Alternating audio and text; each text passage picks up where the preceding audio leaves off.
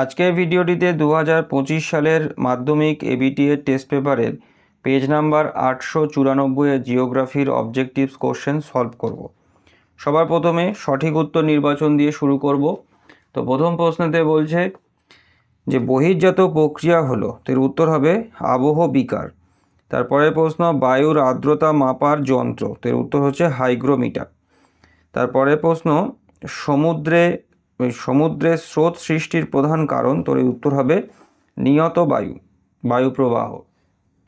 তারপরে প্রশ্ন আরোহণের ফলে সৃষ্ট ভূমিরূপ হলো, এর উত্তর হচ্ছে বদ্বীপ।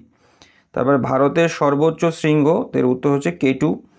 তারপরের প্রশ্ন হচ্ছে হীরক চতুর্ভুজ শব্দটি যুক্ত, এর উত্তর হবে রেলপথ। তারপরে টোপোগ্রাফিক্যাল মানচিত্রের সমোন্নতি রেখা অঙ্কন করা হয় বাদামি রং দিয়ে। তারপরে একটি সরলবর্গীয় বৃক্ষের উদাহরণ হলো পাইন গাছ। তারপরেতে জৈব অভঙ্গুর বর্জ্যের উদাহরণ হচ্ছে কাঁচ। তারপরে প্রশ্ন মহানগরের লোকসংখ্যা 10 লক্ষের বেশি। তারপরে প্রশ্ন হচ্ছে সম্পূর্ণ গ্রীষ্মকালীন ফসল হলো জায়িদ শস্য। তারপরে প্রশ্ন হচ্ছে ভারতের সর্বাধিক জলসেচ হয় কূপ ও নলকূপ পদ্ধতিতে। তারপরে প্রশ্ন হচ্ছে ভারতে পশ্চিমী ঝঞ্ঝার প্রভাব দেখা যায়, এর উত্তর হচ্ছে শীতকালে। তারপরের প্রশ্নতে বলছে দেখো যে ভারতের স্বাধীনতার পর গড়ে ওঠা লৌহ ইস্পাত কারখানা হলো, এর উত্তর হচ্ছে ভিলাই। এরপরের পার্টটি রয়েছে শুদ্ধ এবং অশুদ্ধ। তার প্রথম প্রশ্নে বলছে যে অক্ষাংশ বৃদ্ধির সাথে সাথে হিমরেখার উচ্চতা বৃদ্ধি পায়, তো এটা অশুদ্ধ হবে, কারণ হিমরেখার উচ্চতা কমতে থাকে। তারপরের প্রশ্ন হচ্ছে দক্ষিণ ভারতের দীর্ঘতম নদী কাবেরী, তো এটাও ভুল, কারণ দক্ষিণ ভারতের দীর্ঘতম নদী হচ্ছে গোদাবরী, তো এটা অশুদ্ধ হবে। তারপর চান্দ্র জোয়ারের তুলনায় সৌর জোয়ার প্রবল হয়, তো এটাও অশুদ্ধ হবে, কারণ চান্দ্র জোয়ার প্রবল হয়ে থাকে।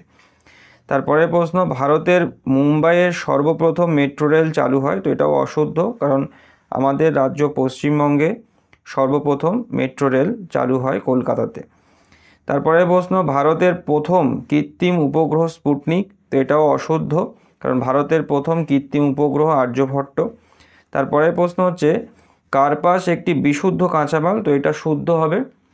তারপরে ঝুলন্ত উপত্যকায় জলপ্রপাত সৃষ্টি হয়, তো এটাও শুদ্ধ। এর পরের পার্টটি হচ্ছে শূন্যস্থান পূরণ। তো প্রথম প্রশ্ন হচ্ছে পর্যায়ন শব্দটি প্রথম ব্যবহার করেন, তো এর উত্তর হবে চেম্বারলিন ও সলিসবেরি। তারপরেতে সমুদ্র জলে ভাসমান বরফের স্তূপ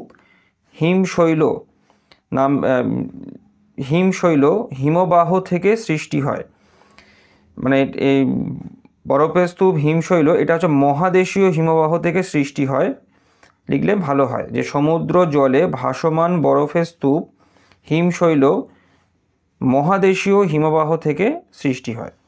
তারপরেতে দুটি নদীর মধ্যবর্তী সমতল ভূমিকে বলে দোআব।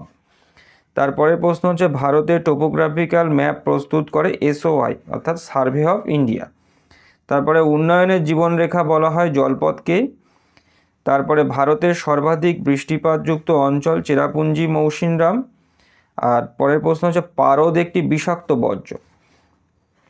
তারপরের যে পার্টটি রয়েছে সেটা হচ্ছে একটি বা দুটি শব্দে উত্তর দাও। প্রথম প্রশ্ন হচ্ছে নদীর কাছে নতুন পলিগঠিত অঞ্চলকে কি বলে, তোর উত্তর হচ্ছে খাদার বলে।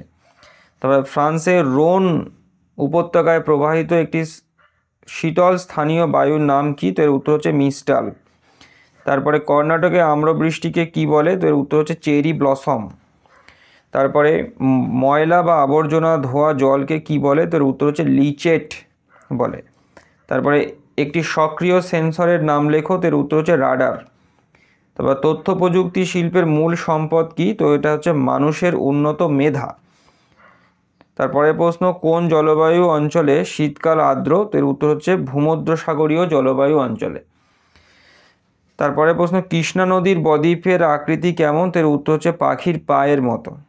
এরপরে স্তম্ভ মেলানো, তো প্রথমেতে রয়েছে কালবৈশাখী, কালবৈশাখীর সঙ্গে হবে পশ্চিমবঙ্গ, আরাবল্লী পর্বতের সঙ্গে হবে রাজস্থান, সিলিকন ভ্যালির সঙ্গে হবে বেঙ্গালুরু এবং ইক্ষু গবেষণা কেন্দ্রের সঙ্গে হবে লখনৌ। তো আজকের ভিডিওটি আমি এখানেতেই শেষ করলাম। সবাই ভালো থেকো, থ্যাংক ইউ।